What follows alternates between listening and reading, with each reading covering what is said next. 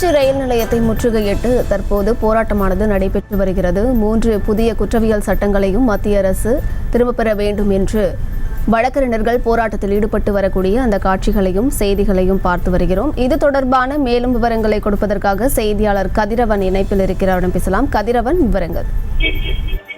வணக்கம் அம்ருத். மத்திய அரசு எந்த விவாதமின்றி 3 குற்றவியல் சட்டங்களை நாடாளுமன்றத்தில் நிறைவேற்றியுள்ளது. சமஸ்கிருதத்தில் பெயரிடப்பட்ட அச்சட்டங்கள் ஜூலை 1ஆம் தேதி முதல் நடைமுறைக்கு வந்துள்ளது.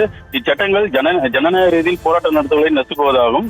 இச்சட்டங்கள் மக்களாட்சியின் மாண்பையும் மனித உரிமையும் பறிக்கும் விதமாகவும் நீதித்துறையின் அதிகாரங்களையும் பறிக்கும் விதமாக உள்ளது என்றும் அரசியலமைப்பு சட்டத்திற்கு விரோதமாக உள்ளது என்றும் மக்கள் விரோத இச்சட்டங்களை நடைமுறைப்படுத்தக்கூடாது என்றும் தற்போதுள்ள பாராளுமன்ற உறுப்பினர் முன்பாக இச்சட்டங்களை விவாதத்தை கொண்டு வர வேண்டும் உள்ளிட்ட பல்வேறு கோரிக்கைகளை வலியுறுத்தி தமிழ்நாடு முழுவதும் கடந்த 8ஆம் தேதி முதல் பல்வேறு கட்ட போராட்டங்களை வழக்கறிஞர்கள் நடத்தி வருகின்றனர். இதன் ஒரு பகுதியாக திருச்சி மாவட்ட வழக்கறிஞர்கள் 100க்கும் மேற்பட்டோர் 3 சட்டங்களை திரும்பப் பெற வலியுறுத்தியும் ரயில் நிலையத்தை முற்றுகையிட்டு போராட்டத்தில் ஈடுபட்டனர்.